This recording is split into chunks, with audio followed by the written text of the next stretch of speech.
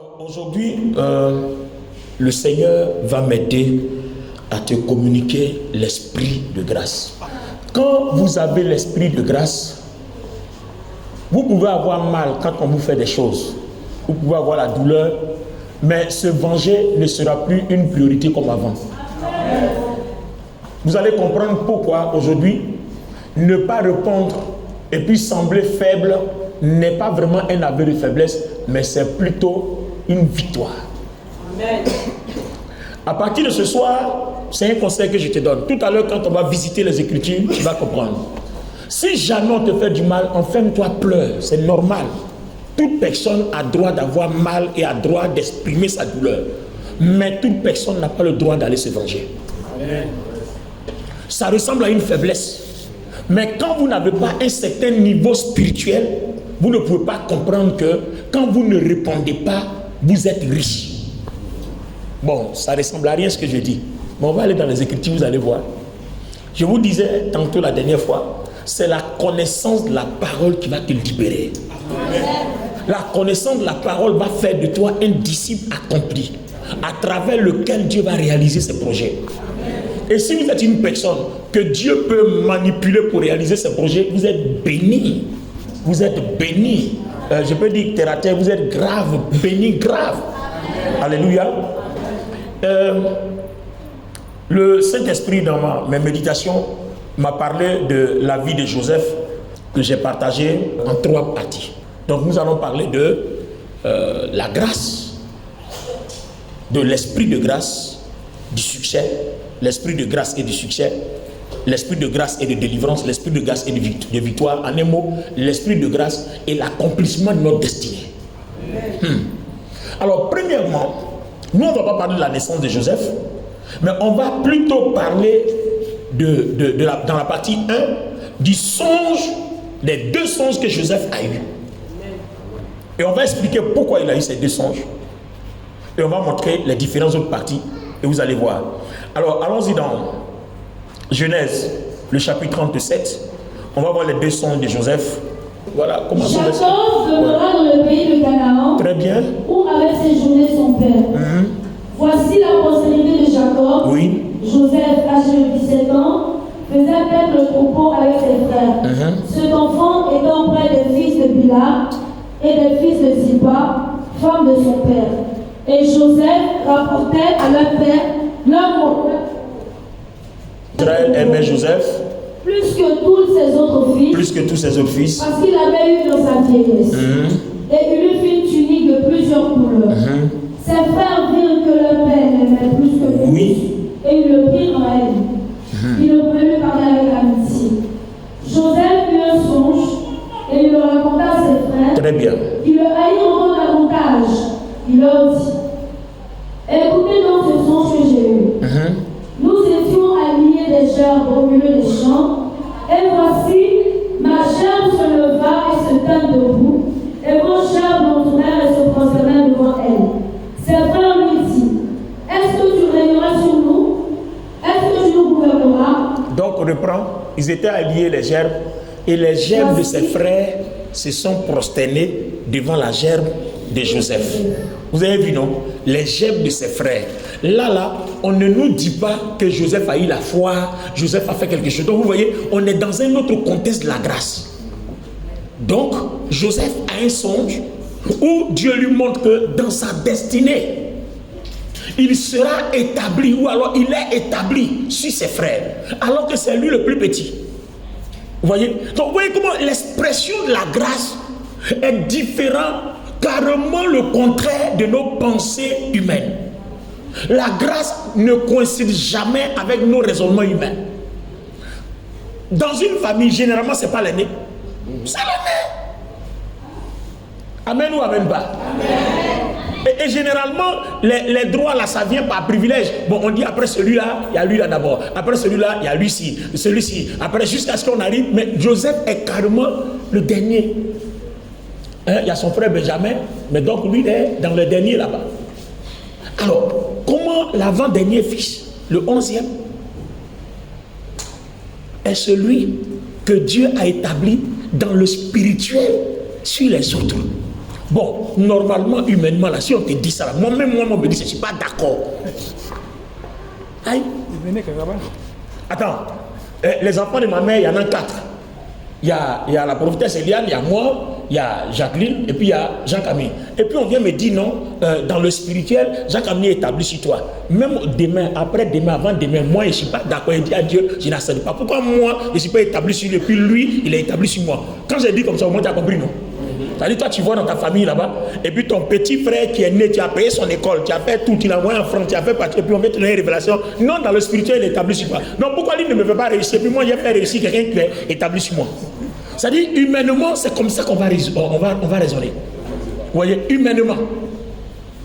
Parce que je suis né avant toi, c'est pas moi que tu es devenu ce que tu es, puis toi, tu es établi sur moi. À cause de quoi? Au nom de quoi? Rapport à quoi? Vous voyez, ça, c'est l'expression de la chair. D'accord? Mais on est en train de réaliser que dans la vie, la Bible, en utilisant l'exemple de Joseph, nous informe que chaque personne naît avec une grâce qui lui est particulière. Amen. On n'a pas connu la grâce des autres frères, on a seulement connu pour Joseph. Toute personne qui naît avec une grâce qui lui est particulière. Donc, ce n'est pas que c'est Joseph seul. À partir de Joseph, c'est une information que Dieu met à notre disposition.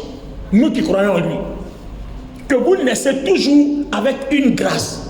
Généralement, on appelle une étoile, une bonne étoile. Donc, une grâce qui est attachée à toi. Et c'est ce que la Bible appelle l'esprit de grâce. Vous voyez, tout à l'heure, on en parlera si on a le temps, sinon ça sera demain. Amen. L'esprit de grâce est contenu dans Zacharie 10, 12, et puis je crois dans Hébreux chapitre 10. Bon, bloc là, si Joseph va dans Hébreux chapitre 10, on va voir un peu l'esprit de grâce. Hébreux 12, voilà. Hébreux 10, 28. Celui qui a violé la loi de Moïse meurt sans Celui qui a violé, écoutez bien, hein, celui qui a violé la loi de Moïse meurt sans miséricorde. Ensuite, sur la déposition de 2 ou 3 témoins. De quel pire châtiment pensez-vous que sera jugé digne celui qui aura foulé aux pieds le Fils de Dieu, qui aura tenu pour profane le sang de l'alliance, par lequel il a été sanctifié, et qui aura outragé l'esprit de la grâce? L'esprit de la grâce. C'est-à-dire, si vous outragez l'esprit de la grâce, il n'y a plus de réussite pour vous. Parce qu'on dit, celui qui a violé la loi de Moïse, on le tue œil pour œil, dent pour dent. Donc si toi aussi, tu as violé ce qu'on te donne gratuitement, on peut plus, Dieu ne peut plus te faire miséricorde. C'est parce que la gratuité, là, tu n'as pas accepté. Donc c'est quoi on peut te faire encore? Bon, attends, quand tu as refusé la gratuité, il reste quoi? Il ne reste plus rien. Donc, celui qui rejette l'esprit de la grâce, a rejeté son bonheur, a rejeté sa vie, a rejeté sa paix, a rejeté sa prospérité, a rejeté sa guérison, un mot, a rejeté le salut. Donc, cet esprit de grâce-là, dont parle aussi Zacharie 12, 10, cet esprit de grâce-là, il est attaché à la naissance. Avant même que tu viennes sur la terre, c'est attaché à chaque personne. Donc, en fait, c'est cet esprit-là qui fait ton histoire. Tout ce que tu vas vivre sur la terre là, ça fait ton histoire. Quand je dis ça comme ça, c'est difficile à comprendre. Mais dans l'explication, vous allez voir. D'accord? Allons-y, Zacharie 12, 10. C'est bon? Je répondrai sur la maison de David et sur les habitants de Jérusalem un esprit de grâce et de supplication. Alors je répandrai sur la maison de David et sur les habitants de Jérusalem un esprit de grâce et de supplication. Donc je répandrai un esprit de grâce et de supplication. Donc vous voyez que la grâce en fait c'est un phénomène spirituel, un phénomène divin. C'est un esprit qui est avec nous et c'est lui qui marche avec nous au nom du Christ. Le Saint-Esprit, si vous voulez, c'est le Saint-Esprit, mais dans une autre forme en fonction de ce que Christ a fait à la croix. Vous comprenez? Là, il ne sera pas là pour nous créer ses exigences à lui en tant que Saint-Esprit, mais quand il travaille avec nous en tant qu'Esprit de grâce, il opère en fonction de l'œuvre de la croix par rapport à notre foi. Est-ce que quelqu'un comprend? Amen. Alléluia. Amen. Donc l'Esprit de grâce est attaché à chacun de nous. Alors regardez quelque chose. Nous allons montrer une autre image. On a vu là les songes de Joseph. On a vu les songes de Joseph. Maintenant, on est toujours dans Genèse 39. On va voir là-bas que Joseph même a eu un deuxième songe. Donne-nous le deuxième songe. On va voir toujours l'esprit de grâce. On va voir l'extension de l'esprit de grâce sur lui. Il a eu un deuxième songe encore. Il eut un autre songe. Il eut un autre songe. Et il le raconta à ses frères. Oui. Il dit, j'ai eu encore un songe. Et voici, le soleil, la lune et 11 étoiles se prosternaient devant moi. Il a dit son papa, sa maman et puis ses 11 frères. Il le raconta à son père et à ses frères. Son père le réprimanda et lui dit, que signifie ce songe que tu as eu? Faut-il que nous venions, moi, ta mère et tes frères, nous prosterner en terre devant toi? Ses frères eurent de l'envie contre lui, mais son père garda le souvenir de ces choses. Les frères de Joseph, étant allés à Sichem pour faire paître le troupeau de leur père, Israël dit à Joseph, tes frères ne font-ils pas perdre le troupeau à Sichem? Viens, je veux t'envoyer vers eux. Et il répondit, me voici. Donc, regardez bien, regardez. Cet esprit de grâce-là, c'est lui qui fait que le diable, les sorciers, tout cela sont contre nous. Parce que dans cet esprit-là, il y a bien la lecture de ce qu'on appelait à être depuis le début de la naissance jusqu'à la fin de notre vie sur terre. Amen. Vous comprenez maintenant? Donc c'est l'esprit de grâce que Dieu dépose sur nous.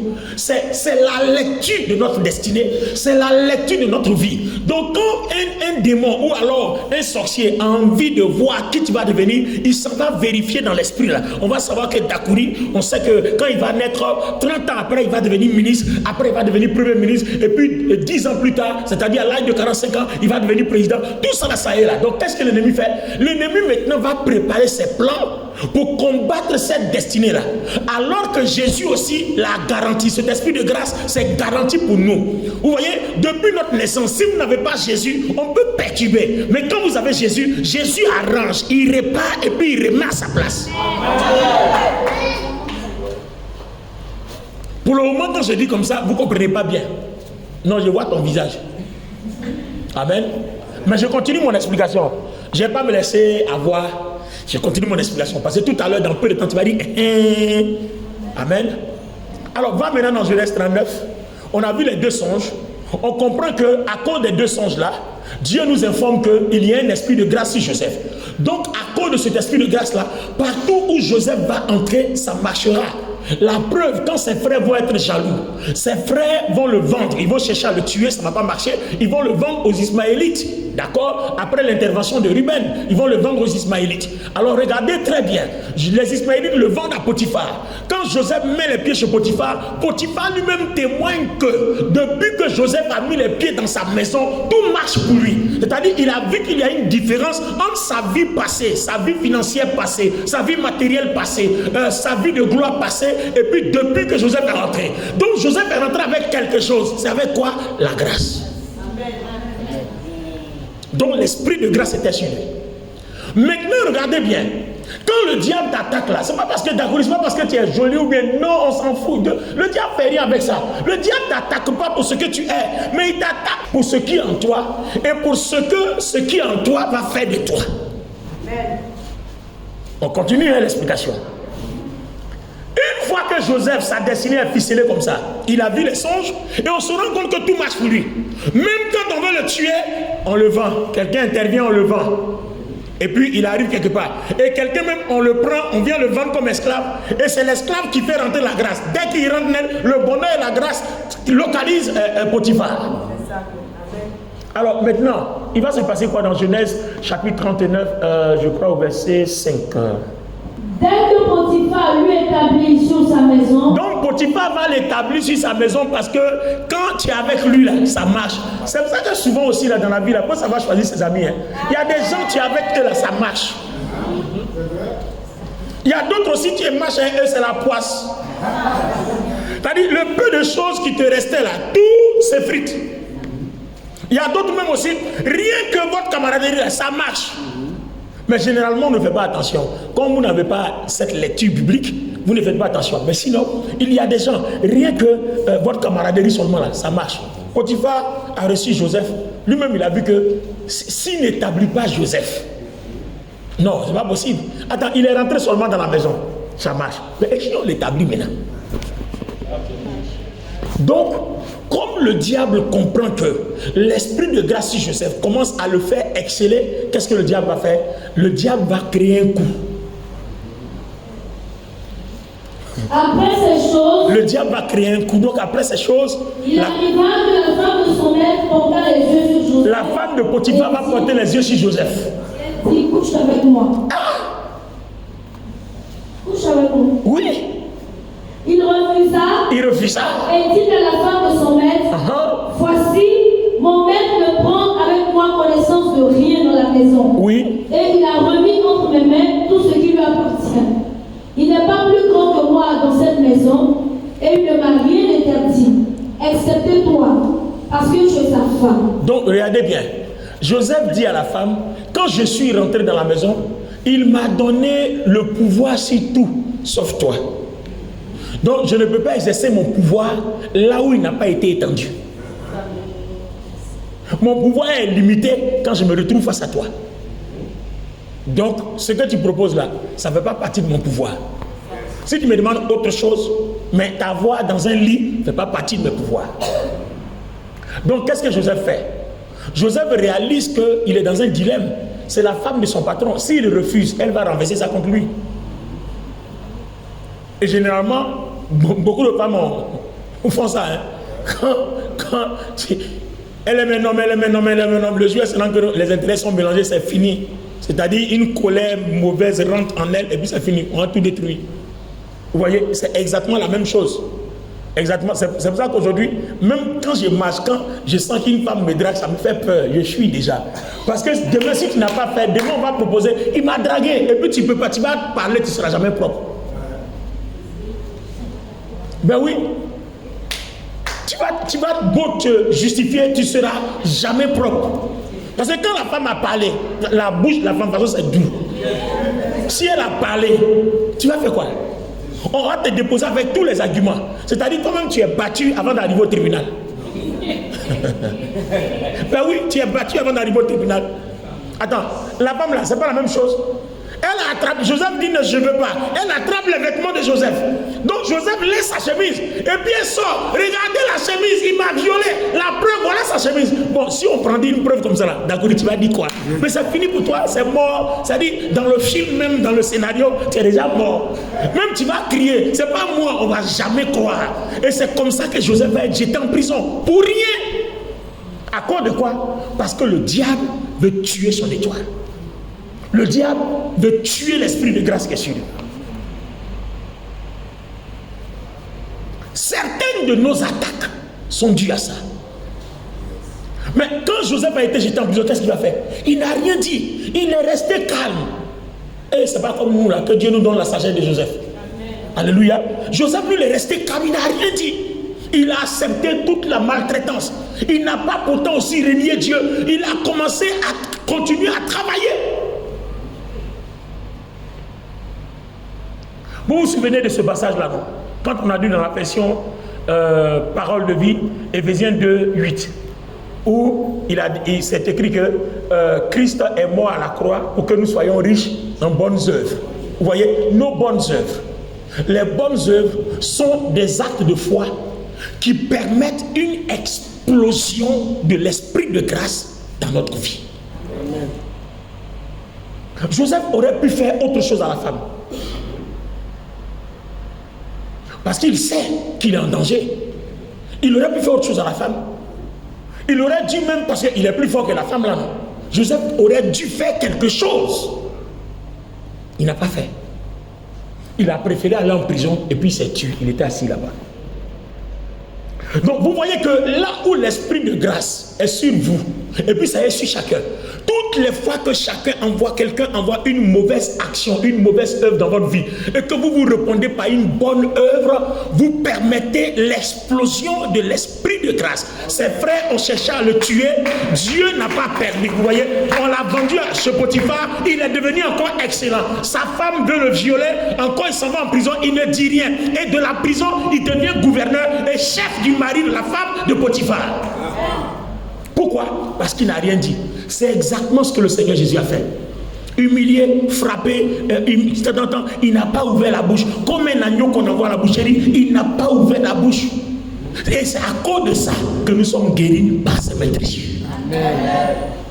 Donc regardez la coïncidence entre l'explosion de l'esprit de grâce et nos bonnes œuvres. Donc les bonnes œuvres sont des actions de foi qui permettent une explosion. C'est comme un combat. Chaque fois qu'on te fait du mal, toi fais le bien. Tu vas avoir mal, tu vas souffrir, mais fais le bien. Au fur et à mesure que tu envoies le bien, tu crées une explosion de la grâce. Et le trou qu'on veut te mettre, ça ne marchera pas. Dieu va te faire sortir. Au contraire, au lieu d'être humilié, rabaissé, tu vas encore abonder. C'est exactement ce qui se passe dans les trois axes majeurs de la vie de Joseph. C'est pour ça que le Seigneur a dit, si on te tape sur la joue gauche, donne la droite. En fait, ce n'est pas une défaite, mais c'est pour permettre que ce que l'ennemi a préparé ne s'accomplisse jamais. Si vous êtes une personne qui répondait par le silence, par le calme, ou bien en faisant le bien, les œuvres de l'ennemi, vos adversaires vont manigancer, ils ne pourront jamais vous vaincre. Ce n'est pas moi, c'est les Écritures. Amen. Vous n'aurez plus, quand vous allez écouter ce message, quand vous allez écouter pour demain, vous n'aurez plus envie de faire du mal à quelqu'un. Même si on vous fait du mal, vous n'aurez plus envie de rien. Ça vous fait mal, vous allez bavarder, vous allez crier, mais ne réagissez pas. Et puis ne vous vengez surtout pas, laissez ça comme ça. Mais l'avenir va vous donner raison, parce que vos œuvres bonnes vont faire exploser la grâce. C'est comme ça.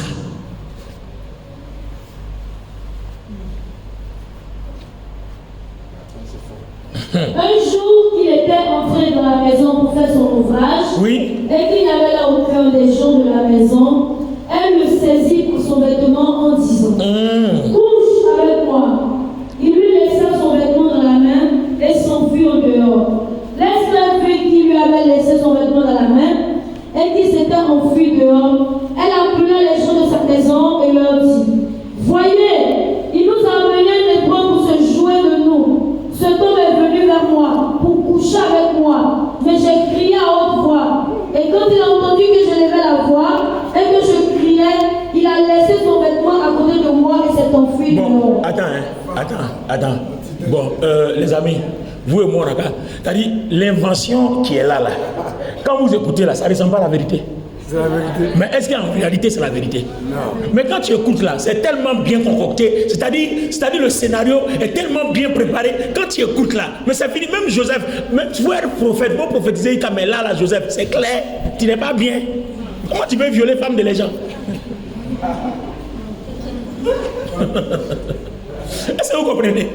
Vous voyez, Joseph, c'est pas sérieux ce que tu fais. Tu ne peux pas entrer dans une maison, la maison qui t'a accueilli. Tu peux être aussi méchant pour aller violer la femme. Et puis c'est comme ça le raisonnement de tout le monde. Tu es un garçon bien qui transporte la grâce, mais ton côté violent là, c'est ça là, nous on n'aime pas. Les gestes sont mauvais. Alléluia. Alléluia. Ouais, tu es bien, on voit l'Esprit de Dieu sur toi, tu prophétises et tout ça là, mais ton côté femme là, c'est ça qui n'est pas bien chez toi. Donc on a pris ça, c'est devenu une renommée, on a collé ça sur Joseph. Bah. Le pauvre, il a pleuré. Il a pleuré. Et puis, le comble dans l'histoire, Dieu regarde. Dieu sait que ce n'est pas vrai, et puis Dieu ne parle pas. Maintenant, je vais t'expliquer pourquoi Dieu ne parle pas. Donne-moi ton amen d'église. Amen. Le comble, c'est que Dieu regarde. D'accord, Dieu sait que c'est faux, mais Dieu ne parle pas. Il ne va pas parler. Pourquoi? Parce que c'est la fin qui est intéressante. Moi, mon conseil aujourd'hui, selon l'expérience que moi j'ai vécue, permettez à l'esprit de grâce de vous soulever et puis de vous placer au niveau. Ça n'arrivera pas si vous-même vous réglez vos comptes. Taisez-vous. Il n'y a pas longtemps, j'ai un ancien fils spirituel. Je ne sais pas si ce jour-là il a bu couragine Ou bien, je ne sais pas, il m'a envoyé un message sur Messenger.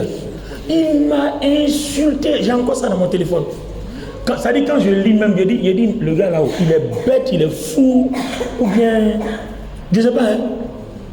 Il a parlé, il a écrit combien de pas kilométriques comme ça. Et puis quand j'ai fini, peut-être il pensait qu'il allait répondre. Mais les amis, je suis à un autre niveau. Ce que je connais de Dieu là, je ne peux pas me mettre à mon niveau parce que c'est moi qui dois t'ouvrir les yeux. Parce que si tu connaissais ce que je connaissais, tu n'allais jamais écrire ça pour m'envoyer. Il n'a même pas répondu. Et dernièrement encore, comme je n'ai pas répondu, tu sais que quand tu ne réponds pas là, ça fait mal. Hein? Très mal. Il a regardé, il dit, il est bête, il est trop fou. Dernièrement là, il a envoyé encore. Cette fois-ci là, c'est des menaces, il va m'envoyer en justice. Il dit, mais ça là même, c'est petit même là, il faut m'envoyer à Gabata, le tribunal de Dieu. À Golgotha là-bas, Jérusalem. Et puis je n'ai même pas répondu. Et quand je me mets à genoux pour prier, c'est ce que Dieu me dit. Dieu me dit, prie pour lui.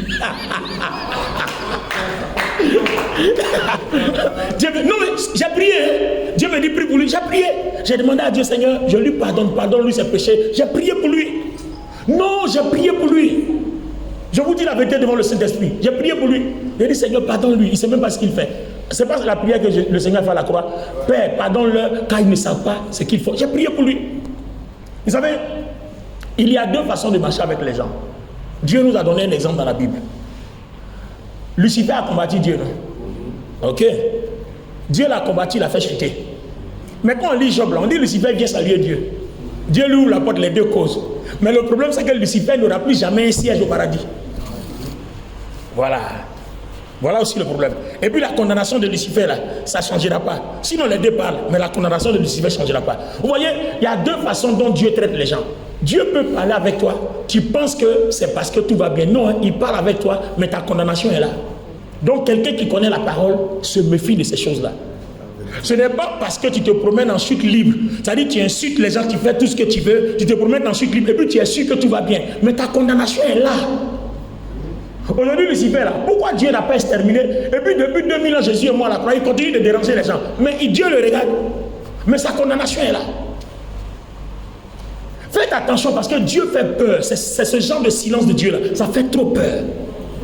Et généralement, quand tu n'as pas une bonne lecture de la Bible, tu as l'impression que oh, il n'y a rien, c'est fini. Non, c'est pas fini.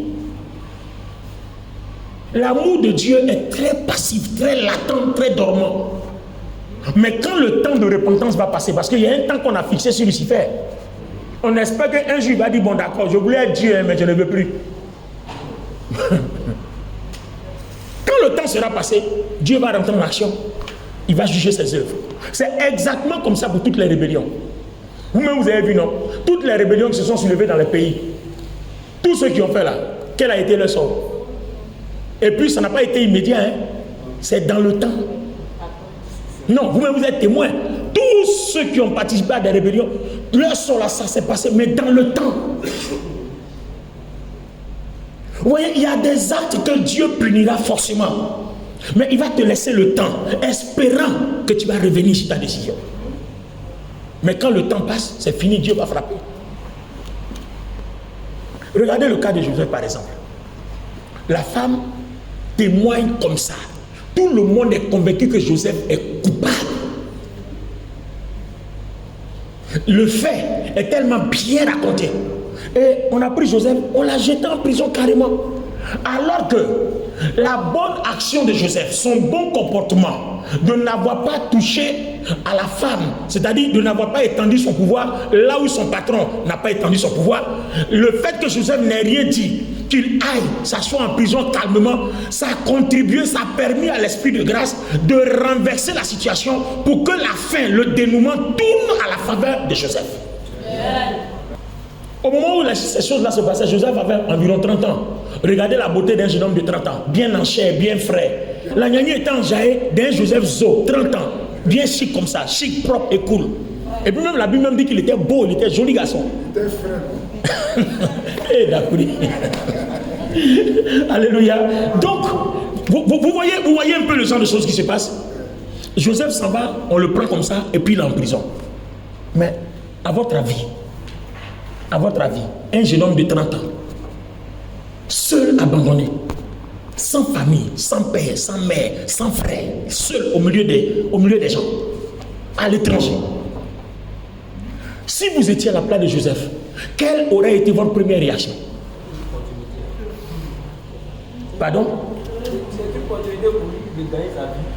Bon, il allait accepter de coucher avec elle, non? Pour gagner sa vie. Bon. Il y a d'autres qui font ça aussi. Ouais, il y a d'autres qui font ça. Garçons comme femmes, d'autres font ça aussi. D'accord? Là où il y a son opportunité, là où le soleil s'élève pour lui, il dort là-bas. Même si c'est compromettant ou pas, il dort là-bas quand même. C'est pas grave. D'accord? Mais Joseph a compris que dans la vie, il faut faire toujours le bien. Et le bien pour Joseph, il ne faut pas toucher à la femme de quelqu'un. Si vous vous éloignez du mal, si vous vous éloignez de la vengeance, que vos actions sont toujours bonnes, vous gagnez toujours vos combats. C'est vrai, il y a des moments où vous allez pleurer, mais à la fin là, c'est vous qui allez être célébré. Je vous ai parlé du frère du Messie qui me saigne, non? Il venait de sortir en plus d'un AVC. Il a eu le côté droit paralysé. Et quand, dans sa rééducation, il a commencé à bien marcher, que sa bouche a commencé à bien parler, j'ai été sa première cible. Bon, un homme comme ça, il est fou, non? Toi, tu viens de faire AVC, tu as la mort, t'as raté. Et puis tu te lèves, tu vas insulter un pasteur. Et puis ton père spirituel. Et c'est normal. Il est fou. Parce que, comment j'ai réveillé, il me dit peut-être qu'il souffre de troubles neuropsychiques. Parce que, même moi-même, là, si elle passe là où il est passé là, je ne peux plus provoquer quelqu'un. Alors, lui, il m'a insulté, il est content parce qu'il m'a insulté. Oh, il ne sait pas que Dieu a eu tellement pitié de lui que Dieu m'a dit, prie pour lui. Et lui, il ne sait pas que j'ai prié pour lui. Et malheureusement pour lui, il m'envoie encore un autre message de menace. Alors que pendant ce temps, moi, je suis en train de prier pour que Dieu ne le frappe pas. Alors, de vous à moi, regardez mes bonnes œuvres. Lui, il n'est même pas au courant de ce que j'ai fait en cachette. Bon, dans cette bataille-là, qui gagne? Il ne peut pas gagner. Il ne peut pas gagner, c'est pas possible. Parce que l'esprit de grâce va trancher en faveur de Joseph. Et lui, l'esprit de grâce qui est attaché à sa vie depuis sa naissance, va s'éloigner de lui. En fait, voilà comment ça se passe. Toute action mauvaise que vous posez, l'esprit de grâce s'éloigne de vous. Et toute action bonne que vous posez, l'esprit de grâce crée, c'est-à-dire manifeste une explosion et vous devenez riche en bénédiction. Et plus votre destinée devient encore propulsée. La preuve, c'est en prison à partir de Genèse 41. C'est en prison là-bas. Là où la femme, le diable voulait faire du mal à Joseph là. Dieu a permis que le mal là le dépose à l'endroit où le songe qu'il a eu au début là va se réaliser. Ça c'est l'esprit de grâce qui a pris Joseph et puis il allait le déposer là où son songe doit se réaliser. Pourquoi? Parce que Joseph n'a fait que le bien. Quand vous faites que le bien, tout ce qu'on fait comme vous, comme mal, au lieu de vous détruire, ça vous positionne à un niveau où l'esprit de grâce vous fait avancer jusqu'à l'accomplissement de tout ce que Dieu a prévu dans votre vie. Maintenant, les amis, quand vous écoutez un tel message, qu'est-ce que vous faites? Vous continuez de vous venger? Vous continuez de répondre aux injures? Ou bien vous faites quoi? On comprend la Bible. Si on te tape sur la gauche, donne la droite. Bon, les gens n'ont qu'à dire, oh, il n'a pas dit les choses, voilà, c'est fini pour lui. D'accord, c'est pas grave. De toute façon, est-ce que quelqu'un décide de ta vie? Non. C'est la grâce qui décide de ta vie. Alors, ce soir, notre prière va tourner autour des bonnes œuvres. Éphésiens 2:10. La vie de Joseph. Le mal que ses frères ont voulu faire, ça n'a pas marché. Le mal l'a déposé à un endroit où il était bien traité. C'est-à-dire, il quitte chez son père, il s'en va tomber, c'est un homme riche. Et puis, au lieu qu'il soit esclave, on l'établit chef de la maison. Donc, ça veut dire que finalement même, on l'a vendu comme esclave, mais il est devenu chef. Donc, au lieu d'être mal nourri, il a été bien entretenu. Donc, le mal qu'on a voulu lui faire, ça fait de lui un chef, quelque part. Et le mal que la femme a voulu lui faire, ça a permis à Joseph de se retrouver gouverneur d'Égypte. Et puis maintenant, on va voir les songes où son père, sa mère, les 11 vont se prosterner. Là, ça va se réaliser. Gerbe comme étoile, tout le monde va se prosterner devant lui à la fin. Donc, la conclusion de notre jour 5, selon moi, et votre jour 17, c'est que toute bonne œuvre, selon Éphésiens 2:8, qui dit, c'est par la grâce que nous sommes sauvés par le moyen de la foi. Et plus loin, il dit au verset 10, si vous faites de bonnes œuvres, si vous êtes riche en bonnes œuvres, alors la grâce de Dieu abonde dans votre vie. Donc quand la grâce de Dieu abonde, les choses prévues dans votre vie explosent. Si Dieu n'a pas prévu que vous soyez chômeur, même si un sorcier envoie un esprit de chômage, ça ne fera rien. C'est-à-dire, ils vous feront la guerre, ils vous combattront, mais ils ne seront jamais vainqueurs. Amen. Donc au lieu de rester dans vos maisons, je te taille en pièces, je te brise, je te taille en pièces, demande à Dieu, donne-moi un cœur pour faire que de bonnes œuvres. Même si on m'a fait du mal, permets que moi en retour je puisse faire du bien. Parce que c'est une prière, c'est une des meilleures prières de combat. Amen. C'est ce que je vous disais ce matin pour la dîme. Tu es en train de prier dans ta maison, on m'a dit paye dîme et puis c'est fini. C'est une des meilleures prières de combat. Alors on va se tenir debout ce soir. La vie de Joseph nous enseigne que le mal, répondre au mal par le mal, ça ne règle rien, ça n'arrange à rien, ça n'avantage à rien. Au contraire, tu éloignes de toi l'esprit de mal. C'est toi qu'on a giflé, comme tu as giflé aussi, tu as éloigné l'esprit de mal. L'esprit de grâce, pardon. Donc vous voyez l'évangile, on comprend que dans les évangiles d'Akourib, tout ce que le Seigneur Jésus a enseigné repose sur l'esprit de la grâce. On vous a dit autrefois, œil pour œil, dent pour dent. Mais moi je dis, si on te tape sur la joue gauche, donne la droite. Amen. La grâce. Permettez à la grâce d'abonder dans votre vie. Au travail, on te provoque, ne réagis pas. Et si c'est trop compliqué, demande au Seigneur ce que tu dois faire. Amen. Quand c'est trop chaud, il faut fuir, il faut partir. Parce que si tu restes là, tu finiras par faire par là. Fuis, va. On va dire, oh, il a fui. C'est pas grave. Mais de toute façon, tu as fui là, c'est comme ça que ta grâce est partie et toi aussi. À la maison, en famille, ne faites pas. Non, cherchez toujours la grâce. Alors, je vous prie ce soir, je vous en supplie. C'est la commission que Dieu m'a envoyée. Tout à l'heure, quand je méditais, Dieu m'a dit, va leur dire. Ce que j'ai dit là, c'est ce que Dieu m'a dit de vous dire ce soir. Il faut que nous soyons délivrés de la vengeance, il faut que nous soyons délivrés du mal. Faire le mal doit même pas faire des plans pour dire, oui, on va faire comme ci, on va faire comme ça, on va faire comme ça, puis va tomber comme ça. Au contraire, quand tu as fini de faire ton plan là, en même temps, l'esprit de grâce s'éloigne de toi. Les autres vont réussir à côté de toi, sauf toi seul. Et le jour où tu vas changer, l'esprit de grâce va reprendre là où vous êtes arrêté, puis vous allez continuer votre chemin. Amen. L'évangile est très profond. Si vous n'avez pas la connaissance de la parole, vous allez partir d'erreur en erreur. Vous pensez que c'est parce que vous priez beaucoup que vous êtes béni. Mais l'esprit de grâce éloigné de toi, là, quand tu pries là, qui permet que ta prière arrive à exaucement? Une prière sans esprit de grâce avec quoi? Dieu n'entend même pas. C'est quand tu pries, tu jeûnes avec l'esprit de grâce que Dieu t'entend, Dieu t'écoute. Donc celui qui t'a tapé sur la joue droite, laisse-le. Il est vainqueur devant les gens. Mais devant Dieu, il est vaincu parce que Dieu ne l'écoute plus. Regardez ce frère qui a écrit des choses pour m'insulter là. Le fait que je n'ai rien dit, tu vas voir, il est chez lui, il prie, il pense que Dieu l'écoute, mais Dieu ne l'écoutera plus. Jusqu'au jour où il acceptera de se repentir. Parce que je n'ai pas répondu. Et parce que souvent quand vous répondez, Dieu ne répond plus. Donc le mieux, c'est se taire pour conserver l'esprit de grâce. Donc moi, c'est dans cette logique que je suis. Et Dieu m'envoie et dit de faire la même chose. Vous allez voir que votre vie va changer. Il y a des choses que vous n'allez même pas demander à Dieu, Dieu lui-même va faire pour vous. Parce que la Bible dit quoi? Il y a un verset qu'on n'a pas, on a longtemps mal expliqué à l'église. Le verset dit que Dieu a des bonnes œuvres prévues pour nous. Si demain, dans l'inspiration que j'ai, ça passe par là, je vous expliquerai. Je crois que j'en ai parlé ici, non? Une fois, dans mes 4 jours précédents. Non? En fait, Dieu lui-même a des projets pour nous. Et ces projets-là ont été établis depuis avant la fondation du monde. Donc toi, quand tu viens sur la terre, là, tu n'as pas tes propres projets. Tes projets doivent être en adéquation avec ce qui est établi. Parce que c'est ce qui est établi, là, c'est sa réalisation là, qui fait de toi l'homme de renommée, l'homme de popularité, l'homme ou la femme bénie. Donc, c'est l'esprit de grâce là. C'est lui qui est l'acteur pour favoriser l'accomplissement de toutes ces choses. Donc, si lui il est éloigné de toi, c'est fini. C'est-à-dire, il va avoir un blocage sur ta vie. Ça veut dire que les projets que Dieu a destinés pour Dakouri se sont accomplis qu'à l'âge de 12 ans. Et puis après l'âge de 12 ans, comme Dakouri est rentré dans quelque chose, ça s'est bloqué là.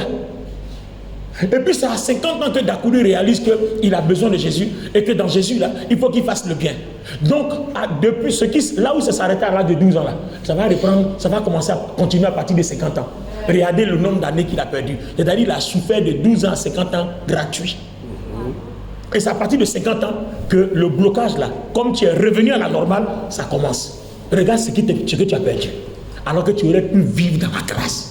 Et c'est ce que nous tous on a été jusqu'aujourd'hui. C'est pour ça que ce soir, Dieu t'interpelle. Fais du bien. Fais du bien. Même si on te fait du mal, fais du bien. Même si tu as pu on t'a calomnié, ne parle pas. Tu peux murmurer, tu peux même parler peut-être à une ou deux personnes, les personnes à qui tu as confiance, où tu sais que quand tu leur parles, ça ne va pas dehors là. Tu parles, tu te vides, mais ne va pas répondre dehors, ne va pas sur les réseaux sociaux, ne va pas insulter quelqu'un, ne va pas... Non. Tu ne vas jamais me voir dans mes trucs aux réseaux sociaux en train d'insulter quelqu'un. Fais un post, insulter quelqu'un. Je fais mes prédications, je prêche Jésus-Christ, je prêche la grâce. Voilà, ça te plaît, tu prends, ça te plaît pas, tu laisses, c'est ton problème. Mais moi, c'est ce que je suis en train de faire. Mais allez insulter les gens, quittez dedans, sortez de là, cherchez la grâce. Lève les deux mains, on va parler à Dieu.